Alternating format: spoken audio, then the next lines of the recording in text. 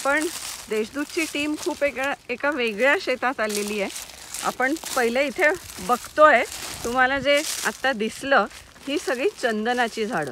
आपण आलो आहोत चंदनाच्या शेतीमध्ये आणि ही शेती करतायत रामहरी सुरासे, ज्यांना अनेक पुरस्कार मिळालेले आहेत. कृषीभूषण पुरस्कार मिळाला आहे.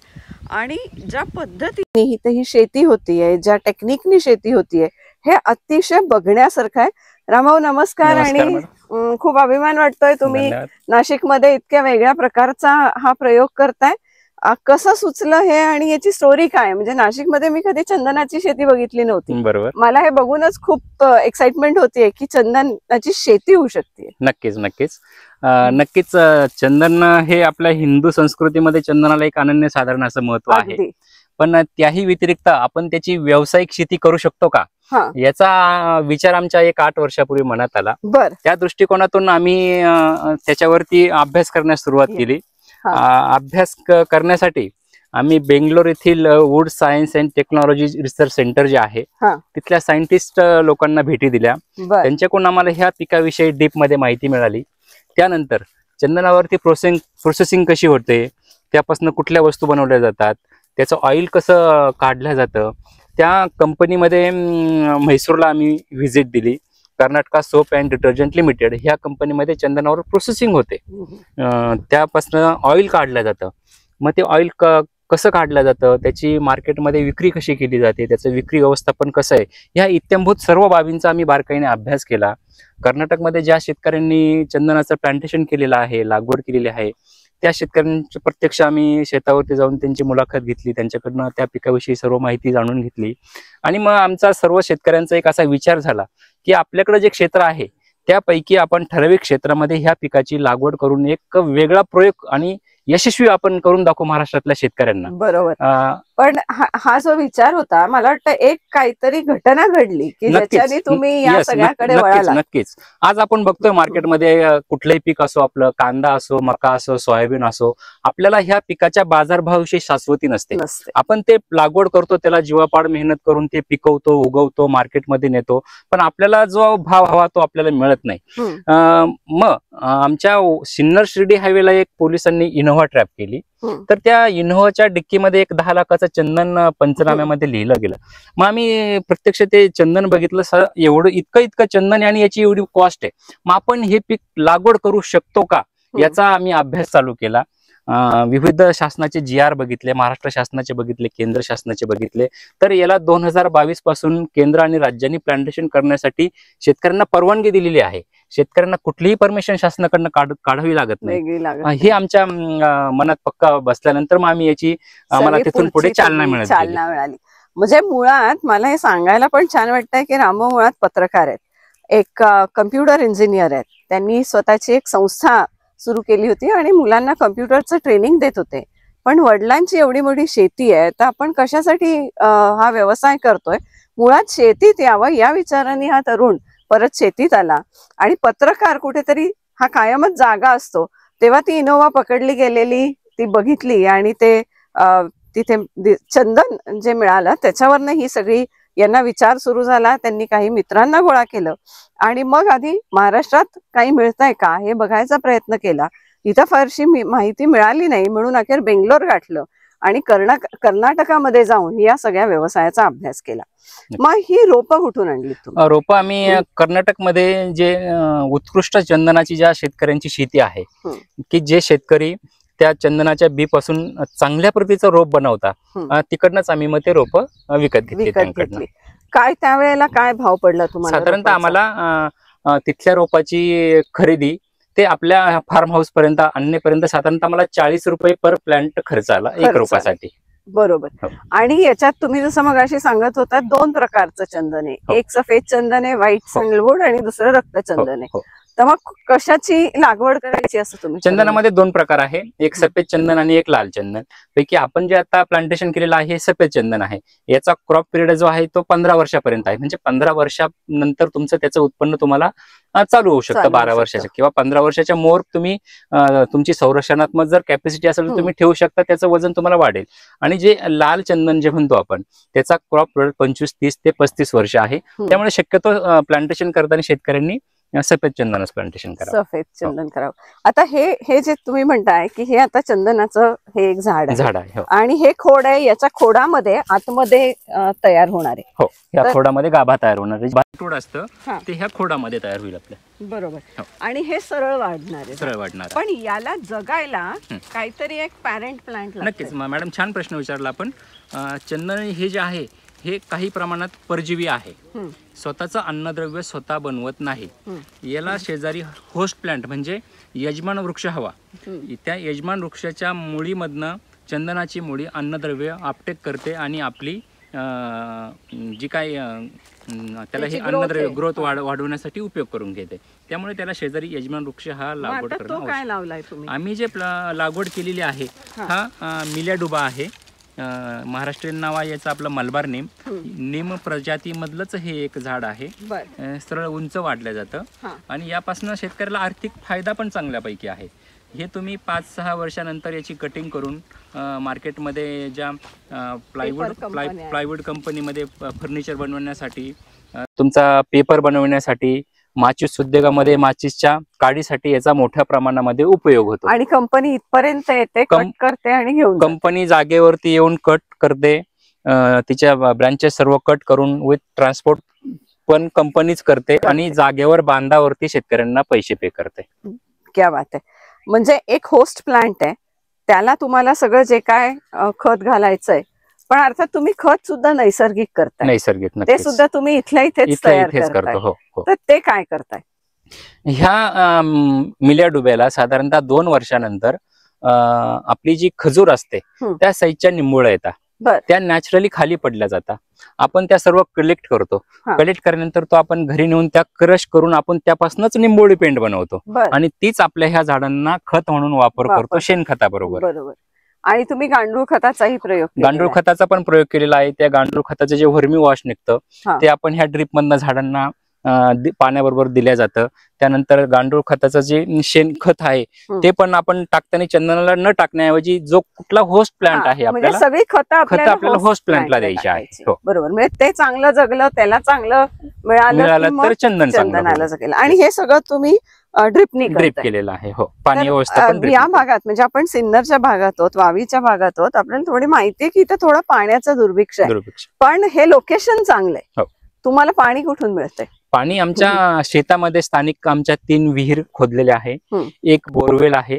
त्या बोरवेल पासनं सर्व पिकांचं आम्ही ड्रिप इरिगेशन केल्यामुळे आम्हाला पाण्याची चिंता नाही. आणि तुमच्या बाजूनी 2 पाट जात आहेत तर ते लोकेशन तुम्हाला चांगलं आहे. तर विहिरीमधनं पाणी घेऊन इथे ड्रिप इरिगेशन करून मग त्याचे जे काय त्याचे खाद्य आहे, म्हणजे त्याचे जे काय न्यूट्रिएंट्स आहेत ते सुद्धा ड्रिपनी द्यायचंय आणि पाणी सुद्धा ड्रिपनी द्यायचंय. आता याची काय देखभाल करावी लागते तुम्हाला? याची देखभाल या चंदनाला खाली छोट्या छोट्या ब्रांचेस येतात. ह्या वर्षातून एकदा फक्त तुम्हाला कट करावं लागतं. बाकी याला दुसरं कुठलीही जास्त तुम्हाला मशागत करावी लागत नाही किंवा काही नाही. छोटा फक्त याला नांगरणी न करता एक वरचेवर ट्रॅक्टरने तुम्ही मशागत किंवा रोटाव्हेटर मारू शकता. बाकीचे काढून टाका. आणि वर्षातून एकदा फक्त याला काय करायचे की ह्या झाडाला आपल्याला खोडकीड लागू नये म्हणून एक गेरो एखादा रासायनिक कीटकनाशक याची एक पेस्ट करून घ्यायची, जेणेकरून त्याची ही साल कुठलाही कीटक वगैरे डिस्टर्ब करणार नाही. आणि या ज्या ब्रांचेस तुम्ही कापताय तर म्हणजे एकातनं एक कसं निर्माण होत आहे बघा. इथे एक सायकल निर्माण होतीये. एक झाड लावलेलं आहे, त्याच्यासाठी होस्ट प्लांट लावलेला आहे, त्या होस्ट प्लांट मधनं उत्पन्न आहे, ते करण्यासाठी म्हणून ड्रिप आहे, ड्रिप करायसाठी म्हणून घरच्या घरी हे सगळं नैसर्गिक खत तयार करतायत. आणि या ज्या ब्रांचेस निघतायत त्याचा सुद्धा ते एक खूप चांगला सामाजिक उपयोग करतायत. रामभाऊ, काय करता तुम्ही त्या?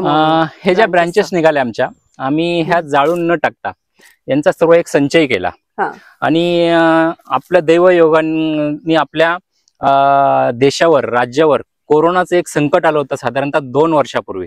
त्यात अनेक निष्पाप लोकांचे जीव जात होते.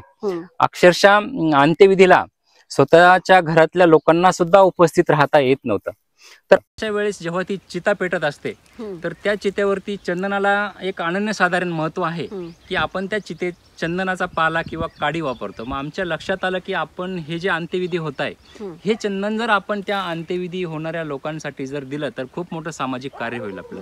मग आम्ही आमचे जो काही मित्रपरिवार आहे सर्वांच्या सहकार्याने त्या चंदनाच्या 1-1 किलोच्या मोळ्या बनवल्या. साधारणतः 1 ट्रकभर चंदन आम्ही सिन्नरच्या अमरधामला स्वखर्चाने पोहोच केलं. आणि तिथला जो कोणी माणूस आहे की जो त्या अंत्यविधीच्या साठी लाकडे पुरवतो त्याला आम्ही बजावून सांगितलं का प्रत्येक चंदनाची 1 मोळी त्या अंत्यविधीसाठी गेली पाहिजे. असं एक सामाजिक कार्य आम्ही केलं. आणि तुम्ही त्या काळात लोकांना तुमच्या मित्रांबरोबर अन्नधान्य पुरवायचं जे पायी निघाले होते नक्कीच ते सुद्धा केलं. म्हणजे कुठेतरी एक सामाजिक बांधिलकी सुद्धा यांनी जपलेली आहे ही शेती करताना. पण आता हे तुम्ही म्हणालात किती बाय कितीचं, म्हणजे याची लागवड कशी होते ते सांगा. हे जे ओळीतलं अंतर हा डिस्टन्स आहे हा साधारणतः 13 फुटाचा आहे. आणि चंदन ते चंदन हे जे अंतर आहे हे 10 फुटाचं आहे. आणि चंदनाच्या शेजारी दोन्ही साईडने आपल्याला जो यजमान वृक्ष प्लांटेशन करायचा आहे त्याचा अंतर 5 फुटाचा आहे. आणि चंदन किती फूट वर वाढू? चंदन साधारणतः 25 ते 30 फुटाच्या उंचीपर्यंत वाढू शकतो. पण हे सगळं करायला आता तुम्हाला एवढा 25-30 फूट वाढवायचं आहे म्हणजे पेशन्सही भरपूर लागणार आहे. पण मग इन द मीन वाईल तुमचं एक क्रॉप रोटेशन चालायला पाहिजे. पूर्वी तुमच्या आई स्वतः शेती करायच्या आणि त्या ज्वारी, बाजरी, गहू असे आपले पारंपरिक पिकं घ्यायच्या. त्याला सुद्धा तुम्ही छेद दिला आणि तिथं सुद्धा एक वेगळी प्रयोगशीलता दाखवली. तर आता तुमचं बाकीचं पीक काय असतं? चंदना व्यतिरिक्त आमच्या शेतीमध्ये डाळिंब शेती आहे. आमची 4 एकर डाळिंब शेती आहे. त्यानंतर ह्या यजमान वृक्षापासून आम्हाला चांगलं उत्पन्न मिळालं. मग आम्ही पुन्हा 3 एकर वरती याचं पुन्हा रिप्लांटेशन केलेलं आहे. म्हणजे ती एक माझ्या शेतातली माझी एफडी आहे. मला माहित आहे की 5 वर्षांनी मला ह्या शेतीमधनं मला 100% कन्फर्मली मला इनपुट मिळणार आहे. ती पण शेती आहे. त्या मिलीडुबेच्या मधल्या शेती जो कुठला वेस्टेज शेती आहे तिच्यामध्ये मी सोयाबीनचं पीक घेतलंय. उन्हाळ्यामध्ये मी त्याच्यामध्ये मेथी, कोथिंबीर हे क्रॉप घेऊ शकतो कारण ते माझं नॅचरली शेडनेट होणार आहे. म्हणजे शेडनेट मध्ये जे क्रॉप घेतो ते मी त्या मिलीडुब्याच्या शेतीमध्ये घेणार आहे. म्हणजे आंतरपीक सुद्धा घेऊ शकतो. या जमिनीचा जास्तीत जास्त तुम्हाला वापर करता येतो. आता हे सगळं याच्या बाबतीत झालं. पण तुम्हाला असं जे वाटतंय की जास्तीत जास्त लोकांनी हे करावं की जास्तीत जास्त लोकांनीही या शेतीकडे वळावं? नक्कीच. तर मग त्याच्यासाठी म्हणून तुम्ही काय करतात? तुम्ही रोपं तयार करताय आणि लोकांना देताय? तसे रोपांची दरवर्षी शेतकरी शेती बघण्यासाठी वर्षभर शेतकरी येत असतात. त्यांना आम्ही मार्गदर्शन करतो. त्या मार्गदर्शनातून काही शेतकऱ्यांना याची शेती करण्यासाठी प्रोत्साहन पण करतो. मग त्या शेतकऱ्यांना जेव्हा हे चंदन प्लांटेशन करायचं आहे तेव्हा जून-जुलै मध्ये आम्ही त्यांना रोपं पुरवतो. बरोबर. पण सामाजिक उपक्रम म्हणून सुद्धा तुम्ही रोपं देताय ना? हो. कुठलाही अमरधाम असेल, तुमची जिल्हा परिषदची शाळा असेल, इथे आम्ही फ्री मध्ये दरवर्षी झाडे देऊन उपक्रम राबवतो. मग चंदनाचं झाड म्हटलं की खूप सारा प्रश्न येतो त्याच्या सुरक्षिततेचा. नक्कीच. तर म्हणजे अशी तुम्हाला नाही भीती वाटत आहे की आपण हे एवढं मोठं प्लांटेशन करतोय, एवढे वर्ष त्याला जगवणार आहोत, पण त्याची सुरक्षितता महत्वाची? नक्कीच. आम्ही जेव्हा याचा अभ्यास करण्यासाठी कर्नाटक येथे गेलो तर तेथील शेतकऱ्यांनी आणि 1-2 महिन्यापूर्वी आम्ही आता पुन्हाही जाऊन आलो की ज्या शेतकऱ्यांनी देशातला पहिला शेतकरी आहे की ज्यांनी यशस्वी उत्पादन घेतलं. मग त्यांनी ते कसं घेतलं, मग ते संरक्षण कसं केलं त्यांनी. तर याची संरक्षण आपण आज वैज्ञानिकात वावरत आहोत, 21व्या शतकात वावरत आहोत. आपण जर मनात ठेवली की हे मी करू शकणार नाही, करत नाही, शेवटी ते सोनं आहे, ते सोन्याच्या भावात विकतं, चोर त्याला चोरायला येणारच. पण याचं संरक्षण हे आपण यशस्वी करू शकतो. तर त्यासाठी आपण पूर्ण बॉर्डरनी काट्याचा बांबू प्लांटेशन करून देऊ शकतो. त्यानंतर छोटी छोटी चिल्लर आहे काट्याची ती करू शकतो. त्यातनं आपल्याला एक कंपाऊंड करावी लागेल. कंपाऊंड केल्यानंतर तुम्ही हे जे झाड आहे याच्या खोडामध्ये आपण मायक्रोचिप बसवणार आहोत की जेणेकरून ती आपल्या GPS ला ऍड राहील. यदा कदाचित कटिंग जरी ते झाड करून नेलं तर आपण ते झाड ट्रॅक करू शकतो, त्या चोराचा शोध घेऊ शकतो. या व्यतिरिक्त आपण चारही बाजूनी कॅमेरे बसवू शकतो. ड्रोन सिस्टीम पण आहे आपल्याकडे. वैत आपण याच्यामध्ये लेझर पण सोडू शकतो. तो लेझर कुठल्या झाडापाशी आणि कुठल्या गल्लीमध्ये क्रॉस केला हे आपण आपल्या मोबाईल वरती बसू शकतो. या अशा जर टेक्नॉलॉजी जर आपण वापरल्या तर तुम्ही चंदन शेतीचं 100% संरक्षण करू शकता. म्हणजे टेक्नॉलॉजीचा वापर सुद्धा इथे होतोय आणि होणार आहे. टेक्नॉलॉजीचा आणखीन एक वापर तुम्ही पाणी देण्यासाठी केलाय. तुमची पाणी देण्याची म्हणजे आता तुमच्याकडे खूप वेगवेगळी पिकं आहेत की डाळिंब आहे, ते मलबार आहे, चंदन आहे, आणखीन वेगळी पिकं आहेत. पण तुमच्याकडे सेंट्रल वॉटर सिस्टीम आहे. येस. ती कशी ऑपरेट करता? ती कशी का आम्ही सर्व जो पूर्ण शेताचा जो कंट्रोल आहे तो एकाच ठिकाणावरनं कंट्रोल करून ठेवलेला आहे. प्रत्येक पिकाची कूपनलिका वेगळी केलेली आहे. त्यामुळं प्रत्येक दरवेळेस त्या विहिरीवरती जाणं परत घरी येणं हे जे शारीरिक श्रम आहे ते आमचे कमी झाले. भविष्यामध्ये फ्युचरमध्ये आम्ही ती टेक्नॉलॉजी कॉम्प्युटराइज करणार आहोत की जेणेकरून आपण ती घरात बसूनही पूर्ण शेतीचं पाण्याचं व्यवस्थापन करू शकतो. टेक्नॉलॉजीची जोड दिली, त्याला तुमची हिंमत आणि तुमची ऊर्जा आणि तुमची मेहनत लावली तर मला वाटतं याच्यासारखं चित्र हे निश्चित चांगलं दिसू शकेल. किती एकरवर आहे चंदनाचं प्लांटेशन? साधारणतः 2 एकर 20 गुंठ्यामध्ये आहे. हा, म्हणजे पहिला प्रयोग हा तुम्ही 2 एकर 20 गुंठ्यामध्ये केलेला आहे आणि पुढे आणखीन प्लांटेशन केलेलं आहे. इतर क्रॉप्स आहेत, त्यांनी वेगवेगळ्या प्रजातीची झाडं लावलेली आहेत की वेगळा आंबा, सफरचंद इथे येतंय का नाही, चिक्कू, असे वेगवेगळी फळांची झाडं सुद्धा त्यांनी इथे लावलेली आहेत. याच्यासाठी वेळ खूप द्यायला लागतोय. खूप नक्कीच वेळ तर द्यावाच लागतो, कारण ही शेती म्हणजे आपण आपली कंपनी समजतो.